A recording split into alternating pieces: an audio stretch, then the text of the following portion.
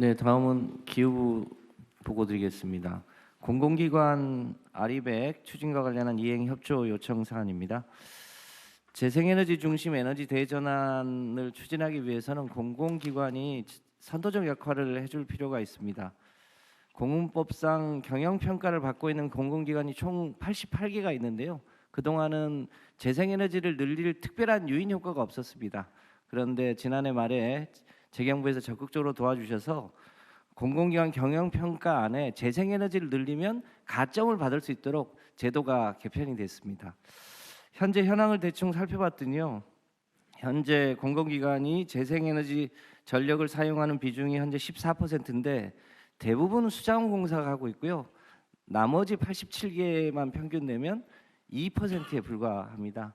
그런데 이제 국제 기준이 2030년까지는 60%로 늘려달라는 요청도 있고 해서 정부기관이 적극적으로 노력해서 공공기관이 60%로 늘려보려고 하고 있습니다. 잘 아시겠습니다만 코레일이 가지고 있는 철도부지나 도로공사가 갖고 있는 도로부지, 또 농어촌공사가 갖고 있는 저수지, 수자원공사가 가지고 있는 댐 수면이나 이런 데들을 활용하면 얼마든지 공공기관이 노력해서 특히 태양광 중심의 재생에너지를 늘리는 것은 가능할 거라고 보고 있습니다. 이를 위해서 기후부가 공공기관 K 아리백 펀드도 조성해서 지원할 예정으로 있고요. 또 다음 주에는 정식으로 공공기관 아리백 출범식도 개최할 예정으로 있습니다. 이 점 감안해서 우리 각 부 장관님들께서 소속 기관의 공공기관이 적극적으로 재생에너지를 늘릴 수 있도록 많이 협조해 주시면 감사하겠습니다. 아울러 햇빛소득마을, 바람소득마을도 적극적으로 추진될 수 있도록 도와주시면 대단히 감사하겠습니다. 이상입니다. 네. 햇빛 소득, 바람 소득 사업은 아주 자잘한 사업이 전국에 산재하게 되는데, 네, 하여튼 손이 많이 가는 사업이죠. 그렇습니다. 행안부, 그다음에 농림부. 농식품부. 어쨌든 이것도 속도를 좀 챙겨주시기 바라고요. 그리고 하나는 이게 당연한 얘기일지 모르겠는데, 이제 소규모 태양광 발전 사업소가 여러 군데 네. 있게 되잖아요. 이렇게 되면 이거하고 대규모로 발전 시설을 만드는 경우에 생산 원가, 좀 발전 단가의 네. 차이가 어느 정도나 할까요? 지금 뭐 해외는 그렇게 하면 되게 킬로와트당 50원 선까지도 떨어지고 심하게는 30원까지도 떨어지는데요. 우리나라는 대규모로 하더라도 80원에서 100원 사이인 것으로 보여집니다. 그런데 보통 100kW 정도 하거나 1메가 정도 하는 거는 1메가 정도 하면 우리 제품으로 할 경우에 12억에서 13억 정도 들어가고요. 중국산으로 하면 10억 정도 들어갑니다. 30% 정도, 20% 남짓 더 든다. 그렇습니다. 근데 우리 제품으로 1메가 하는데 12, 3억 정도면요. 그럼 킬로와트당 단가는 얼마예요? 그렇게 하면 이런저런 거품을 빼고 하면 사실은 100원에서 120원 정도면 가능한 수준입니다. 그래서 태양광은 조금만 더 노력하면 100원대 이하로 낮출 수 있다고 판단하고 있습니다. 보통 태양광 발전하면 소위 지대 있잖아요. 임대료, 땅값, 네. 땅 임대료, 기회비용. 이게 우리나라 땅값이 비싸서 그게 꽤 높을 거 아니에요? 그러니까 일반 개인 사업자가 임대료 내고 진입료 내고 또 은행에 이자 내고 또 자기 수익 다 계산해서 지금 거품이 좀 껴 있는데요. 이번에 햇빛소득 마을 같은 경우를 추진하면 그 소위 토지 비용이 많이 안 들 것이기 때문에 얼마든지 이 총량은 늘리면서도 가격은 낮추고 그 소득은 주민들에게 돌아갈 수 있도록 하면서도 이 재생에너지 산업도 키우는 이런 선순환 구조를 정착시킬 수 있을 거라고 판단합니다. 그 태양광은 그렇다 그러고, 그러면 풍력 발전은 육상 풍력, 그다음에 해상 풍력 중에서 고정식 연근해, 네. 고정식하고 좀 원거리의 그 부유식하고 이거에 좀 장기 단가는 얼마 정도예요? 현재 부유식은 실제로 한 400원, 500원 선까지 현재 상태로?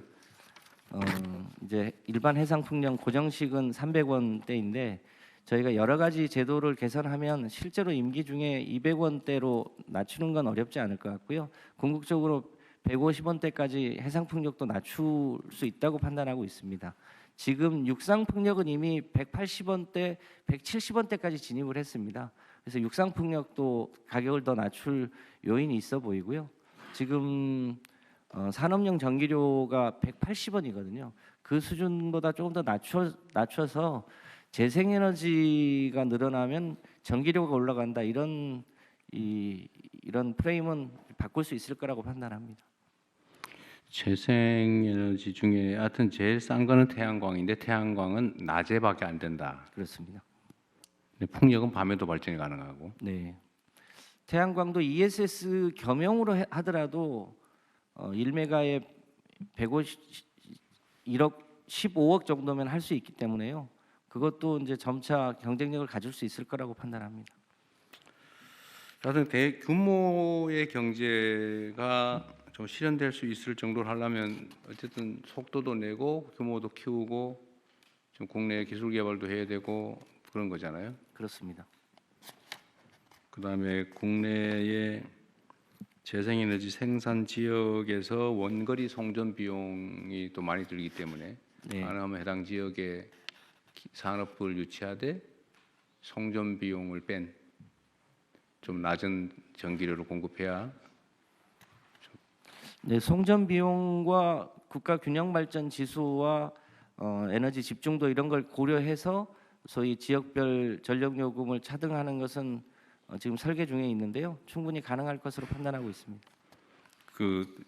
좀 이렇게 무지한 질문일지도 모르겠는데 몇 군데 물어봤는데 다들 잘 대답을 못해서 그런데요.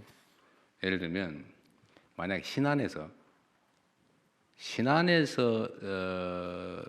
바닷가에 염전하고 뭐 이런 데서 태양광 발전을 해서 네, 해당 지역에 있으면은 아까 얘기한 대로 한 뭐 100원 미만인데 네, 만약에 그거를 송전망을 만들어 가지고 수도권까지 끌고 올라와서 쓴다고 할 때 그때는 송전 비용이 예를 들면 그 송전 시설의 감가상각비도 있을 거고 그죠? 그다음에 뭐 송전 자체에 드는 비용 관리비 이런 것도 있을 텐데 또 누전되나요? 중간에 손실도 있을 거 아니에요? 네. 하여튼 그런 계산하면 가격 차이 얼마쯤 날 수 있어요? 그냥 추상적으로 정확하게는 안 나올 테고 하지. 대략 1, 20원 정도는 킬로와트당. 킬로와트당 1, 20원. 네. 근데 그거 엄청난 차이입니다. 20% 한 15% 정도 비용이 추가된다. 즉 가격 차이는 15% 이상 날 수 있다 그런 얘기네요. 그럴 수 있습니다. 실제 비용만. 네. 참고로 물어봤습니다.